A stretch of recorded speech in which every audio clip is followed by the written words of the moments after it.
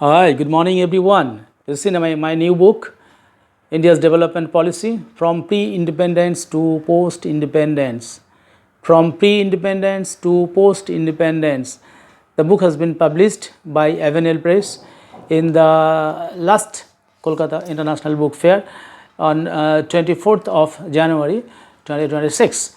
Now, this is one of the best books so far written in India because these books deals with India's development plan. This book consists of 10 chapters. These are very important and most necessary chapters, most necessary contents have been given in this book because the Prime Minister of India has visualized to make India a $30 trillion economy or a developed nation.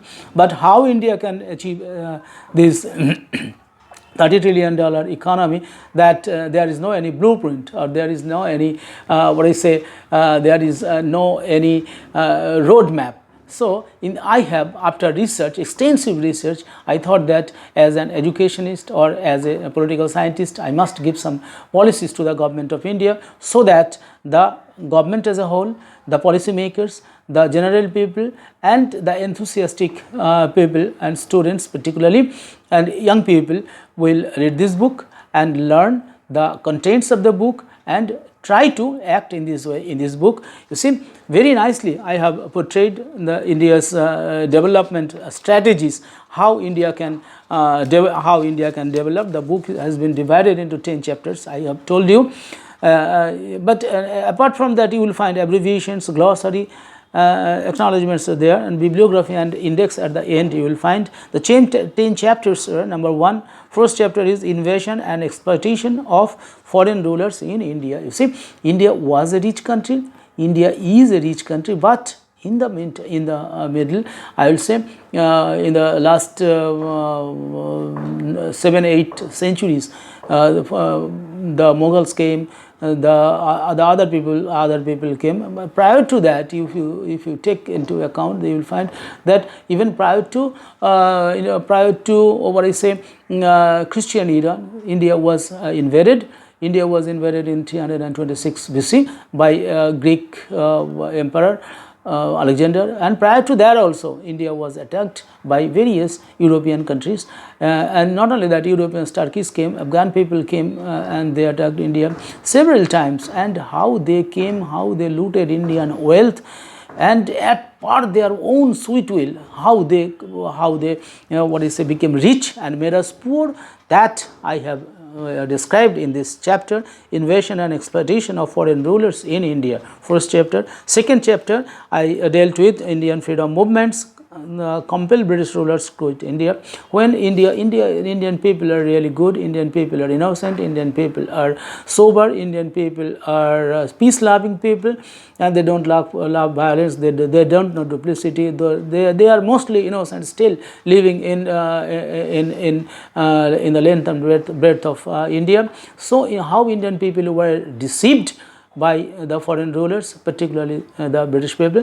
So that and how India then started growing conscience that if we are not united, we will not be able to bring freedom. So after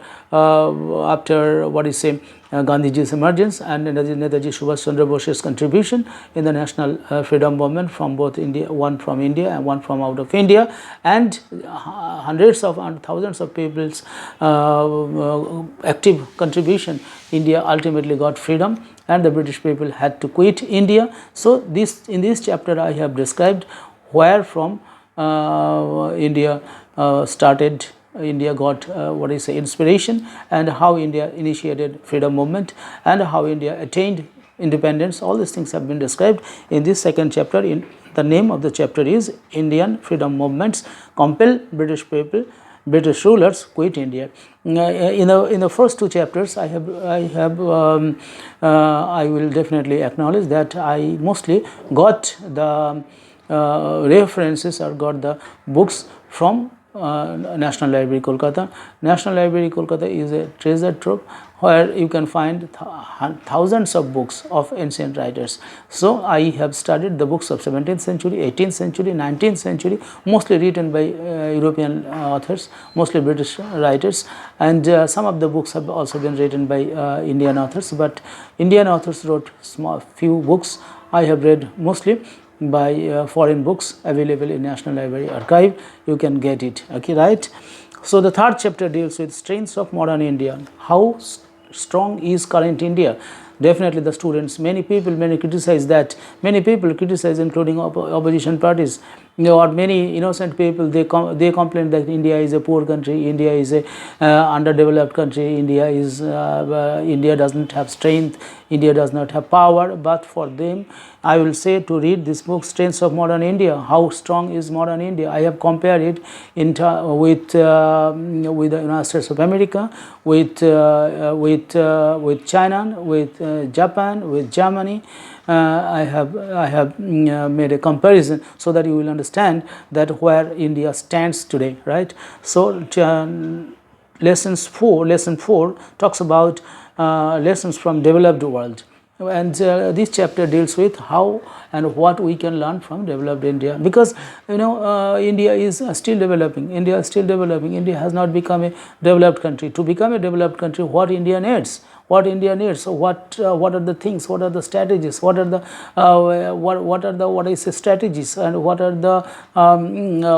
the procedure that India should learn, and those things I have mentioned in this chapter, lessons from developed world. How United States of America became rich, how the American rich become richer, and how the Japanese people become the more technologically developed country, how Germany has become industrialist country, how China became the hub of the world, manufacturers.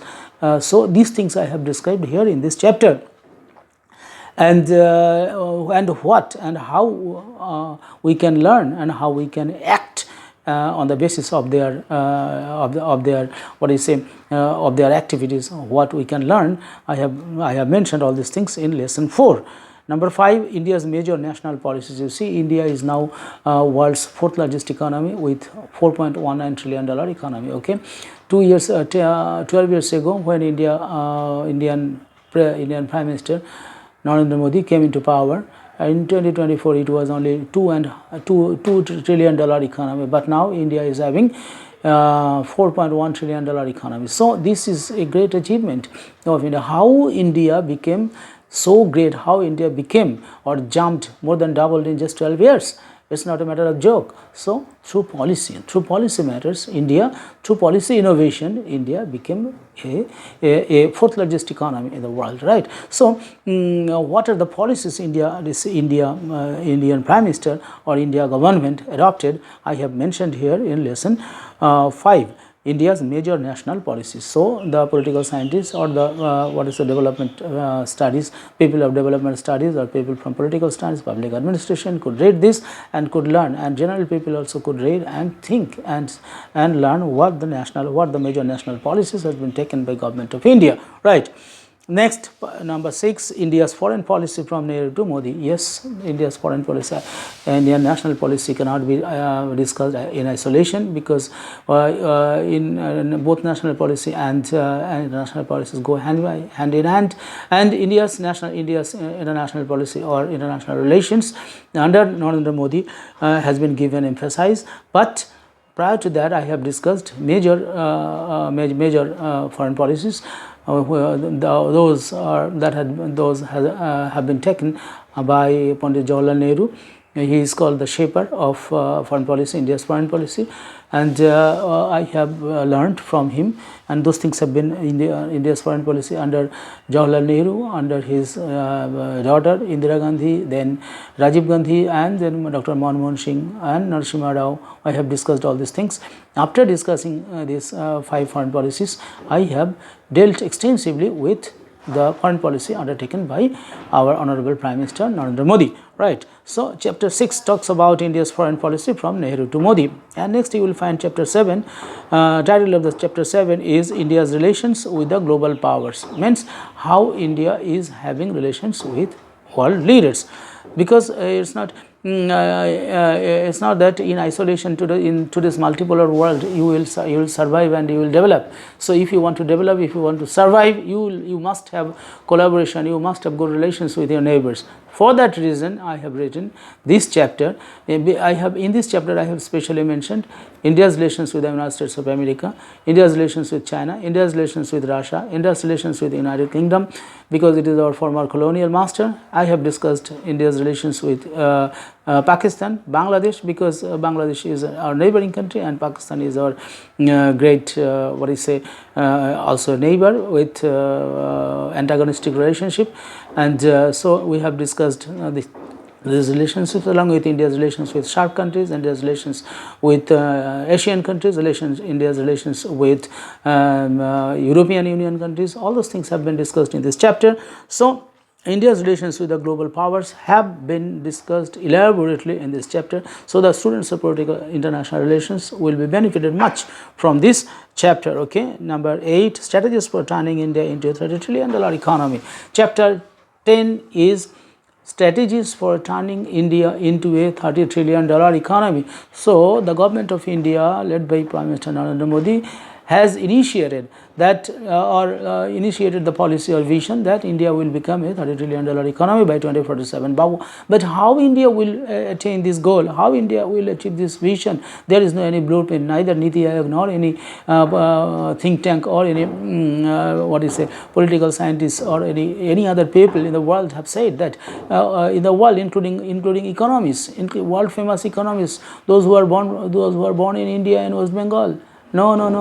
Nobody has given any. Nobody in the world. Nobody in India has given any policy prescription. And nobody has given any complete roadmap, complete blueprint how India can achieve a $30 trillion economy. In this book, I am the only author in the world who has given a blueprint of India's achievement of a $30 trillion economy, and at the same time how Indian people can achieve. Indian people, GDP per capita income can become from today's $2.8 thousand to $30,000 by 2047.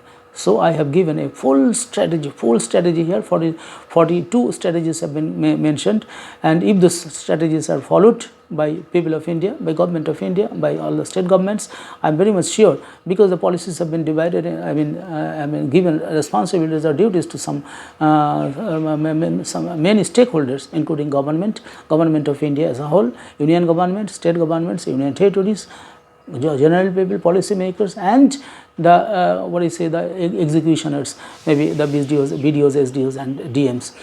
So what they can do, and what common people, what the students, what the young people can do, what the mothers can do, their contribution, everybody, what the women can do, everybody's contribution has been how they will contribute in the national development. I have mentioned there in this point or in this chapter, right? Chapter 9 tells about challenges in contemporary India. Yes, definitely India has a big vision, India has a big dream, but the dream is not free of contradiction, free of challenges. It is full of challenges. Definitely it's a big country with 145 crore people. It is really a big country. It's world's largest democratic largest largest democratic country with largest population. So definitely it must have some problems, it must have some challenges. So these challenges, what are the challenges, how we can cope with the challenges, how we can overcome the challenges, you see, that I have mentioned here. So these will help Indian policymakers to think how India can overcome all those challenges. You see the opposition parties, how they are making clamors. They are sometimes creating problems. They are making rukus in the parliament without giving alternative better policies. Yes, you come with alternative and better policies and discuss with the Council of Ministers, and definitely they will help. And definitely your policies will be taken in the government. or by the government. So a new policy, if there is a new policy, if there is something new, so definitely the people of India will be benefited. So why are you not giving some good suggestions instead of giving good and better suggestions and alternative suggestions? You are just shouting and just bad naming our government in the eyes of the world. So those things should be checked. The defaming India as a whole will be checked. The function of ED, CBIs are still not satisfactory.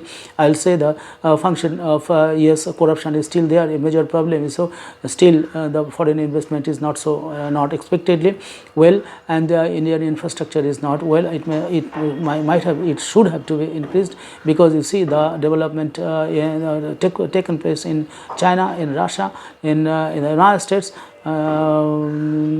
is much more than India. So definitely India will have to do more. India's investment in education, India's investment in science and technology, India's investment in infrastructure should be more. And so these things are suggestions I have given, and there are many suggestions which will help Indian government and all the stakeholders to make India a superpower or a $30 trillion economy by 2047. And then some recommendations and conclusions have been given in chapter 10.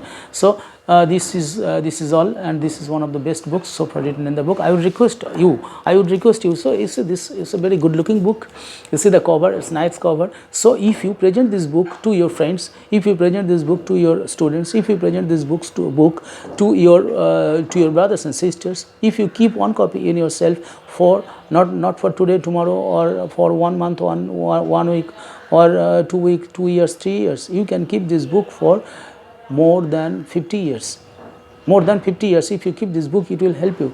In the Upakramanika chapter part, you will find that I have given extensive elaboration of the Upanishad, and I have given more than 400 references. There is index at the end of the book. So the authors, the policymakers, the researchers will be greatly benefited by this book. The price of this book is 1250, but it can be available. In concession, I would say that Avenel Press has published this book.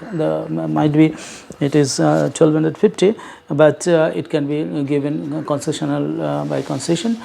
Some concessions may be given. You may call me, or you may you may contact the you may contact the publisher. They will provide you the book. They said that we can provide the book by mail. They can send the book by post or by courier. You can mail them. Avenel India, Avenel, Avenel India, Avenel India @gmail.com. Avenel India, all small, @gmail.com. You send this, you send your request in this mail, you will get, because the book has not yet come in the Google and Amazon or Flipkart, because it's a hard copy book. It's a nice book, nice cover, a very nice cover. Yes, very nice cover. You take. See, I hope that you will purchase this. You will keep one copy with you, and if you keep, you will not be a loser. I hope that you will order your book today itself, and you will keep at least one copy, and you will recommend this book to your friends, your colleagues, your students, to all. With all these things, I would like to take adieu now. I would like to take your permission. Thank you very much. Thank you.